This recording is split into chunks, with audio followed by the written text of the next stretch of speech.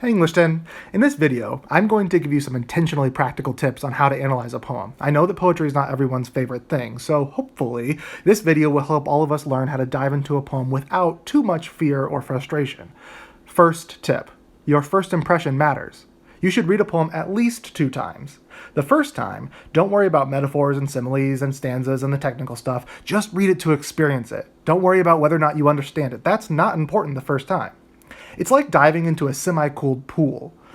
It'll be uncomfortable at first, but dive in anyway. It's the best way to get used to the water. What's your reaction? Did you love it? Did you hate it? Was any of it oddly relatable? Was any of it confusing? That's your first impression, and it matters a lot because it leads to the next step, which is to read the poem again and ask one extremely important question. Why? Why did you love it? Why did you hate it? Why was it relatable? Why did you find it confusing? The second time you read it, dissect everything. The words, the phrases, the symbols, the stylistic choices, all of it. It all started with your first impression.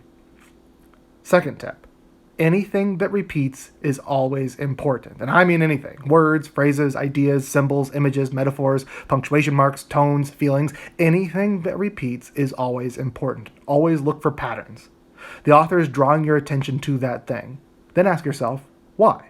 Why is this important? Why is the author drawing my attention to this thing? Third tip, in a poem, first lines matter, as do last ones. Do not underestimate the value of the first line. The author started that way for a reason. Why? The same goes for the last line. The author wanted that to be your last thought. Why? If you are attempting to analyze a poem and don't know where else to start with those lines, the first and the last. After you think about those for a while, then you can deal with the rest of the poem. There are many other tips and tricks to analyzing poetry, but those are 3 of the most important. I'm going to finish this video by reading a poem. It's a poem I heard recently that I think has some important things to say about aging and obstacles. It's called The Summer Camp Bus Pulls Away from the Curb by Sharon Olds.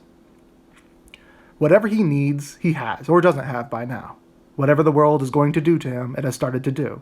With a pencil and 2 Hardy Boys and a peanut butter sandwich and grapes, he is on his way. There is nothing more we can do for him.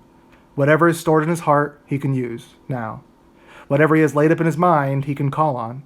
What he does not have, he can lack.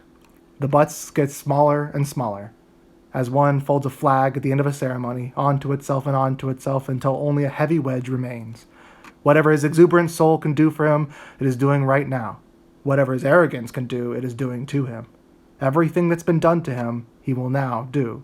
Everything that's been placed in him will come out, now, the contents of a trunk, unpacked and lined up on a bunk in the underpine light. There's a lot we can say about that poem, but the last image, the image of clothes and packed items laid out on a bed, says a lot. Our lives are like suitcases, and we gather things, experiences, from time to time to pack in them.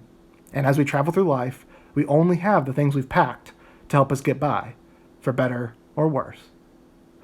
Please email me if you have any questions. I really hope you're doing well, English 10.